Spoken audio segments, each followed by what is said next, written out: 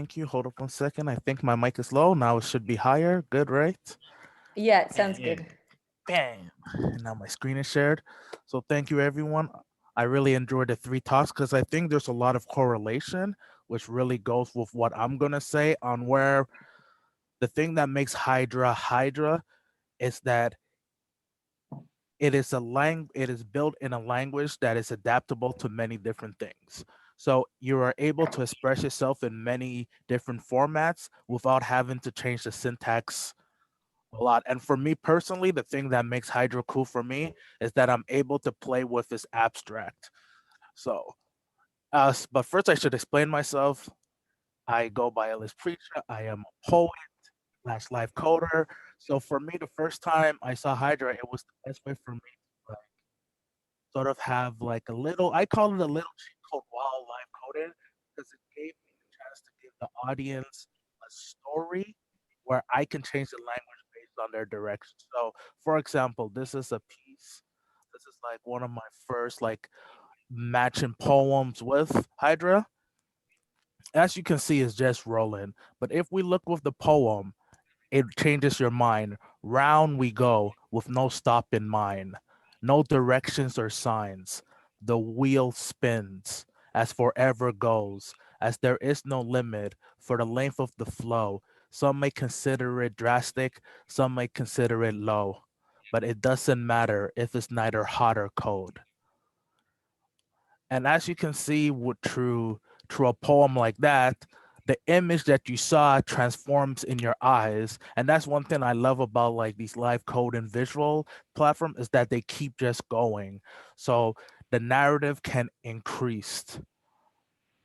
But it doesn't only stop with the animation, because once I realized that that Control Shift S, like I butcher that button like in my other keyboard, I think the shift would not work as well because I will keep pressing Control Shift S to get frames, and then I will remake frames. Because one thing also I like doing, and when we speak in language or like spoken language or code, we know there's patterns. So, and then I realized that when it comes to patterns, people hold their own ideology to patterns. So this was like a pattern set that I wanted it to be abstract enough that people can imagine, but in a way that when it related with the words, your mind can bring you into a whole different landscape. So for this poem is, does everything have a pattern? Does everything need a pattern? It's a routine, a pattern itself. It's a pattern needed for wealth, a path to secure the secret of health. And for me, that one, it sounds a bit ambiguous, but for me, it was one of the things that, like, when people think of coding, sometimes they don't think of coding as this expressive thing. Sometimes we have this narrative that coding is something that is just strictly, coding is just strictly mathematical, but there's a lot of expressions. So throughout the whole time, this is like stuff that I've been playing with. This is also a Hydra where this is like a hidden face, or face is hidden. And if you, which you cannot tell, I don't know if you can see my mouth. If you can see my mouse, this area right here is actually my face.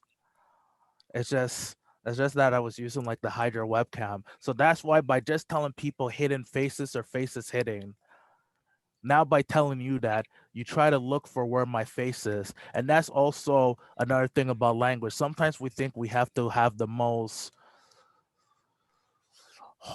creative poem. Sometimes the best language and the best sense are just simple code. Oh, Lee, thank you very much, Lee. That's actually a great question. So the images that I'm showing you now, I actually started with the visuals. I actually started with the visuals. But then later on, like this one is another one. But then later on, you have stuff like this where I start with the poem. So, like this one, when I was doing this in my head, I'm like, I want to give a narrative where people feel displaced, where people feel, okay, what is going on? And then I like to overlay Hydra sketches together because and then add like extra external touches up. So this one, the idea came first, then the thing. And then this is one of my favorite pieces just because it came out of nowhere. Where if you look carefully, depending on the color scheme, this really looks like a swamp. This one in particular.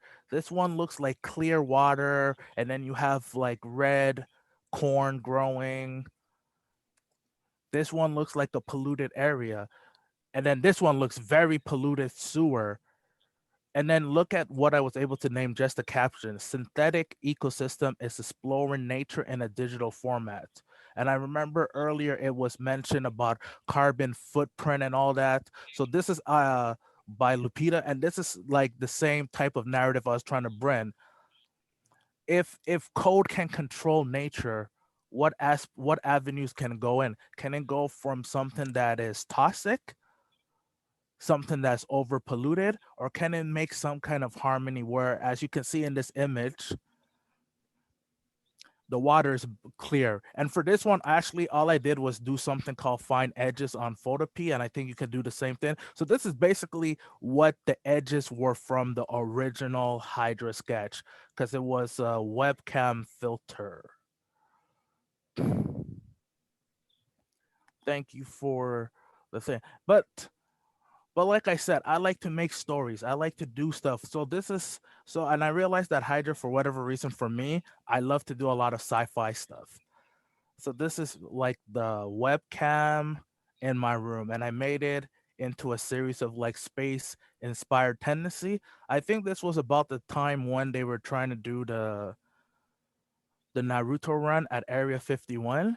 And I just found it funny. So I was like, if people were to find stuff at Area 51, what would it look like? What would aliens look like? So I just had like all of these Hydra sketches that just came like that give you that sense of, does it belong or doesn't belong?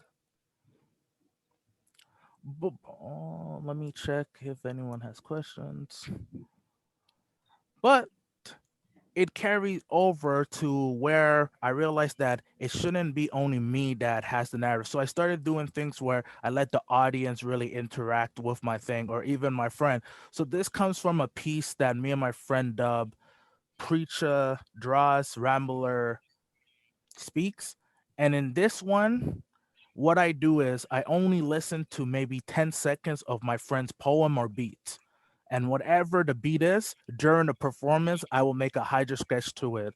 So I'm gonna actually play this.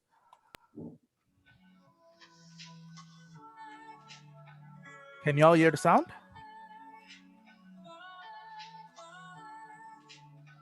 Yep.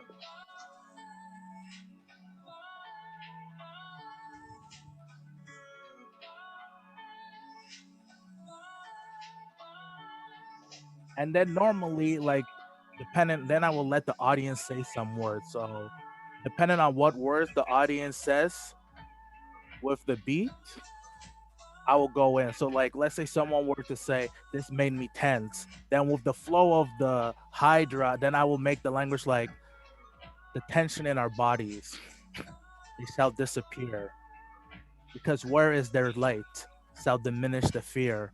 If it's far or if it's near, that doesn't matter, because for all of us at this moment, we are considered to be here."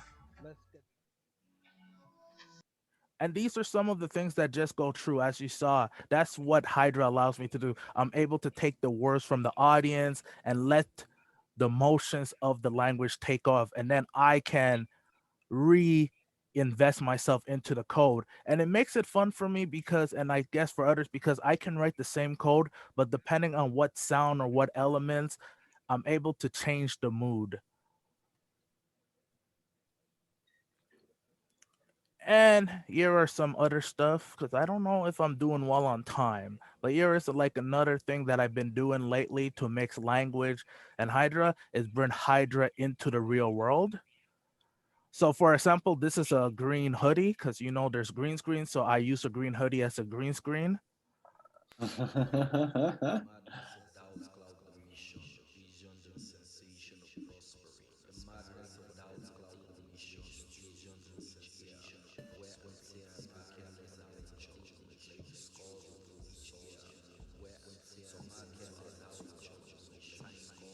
And then I think only have 1 minute left. So then what I do now is that I try to make like little shorts where I add elements of code into it. And I think this is one with Hydra.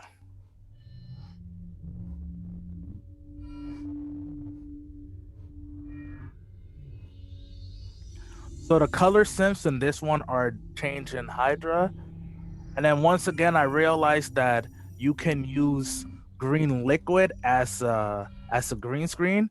So this one, after the spinning, weaving, so this is actual like green Listerine, and then I just went over with some hydrocode to make it like flow, and that's why you get that fade because it's actually going with the liquid.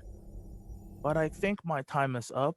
I know I went through that very fast, but I hope you kind of see what you can do with Hydra outside of just the traditional coding and performance, and where you can play with it and be as expressive. Because the one thing I love about generative art is that it generates itself. So it's not always about writing the most complex code, it's not always about writing the most expressive code.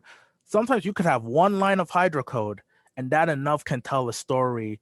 Like they say, a picture can say 1,000 words. So a line of Hydra can probably tell maybe 10 times more, right? If you use more V noise and OSCs. So yeah, thank you very much.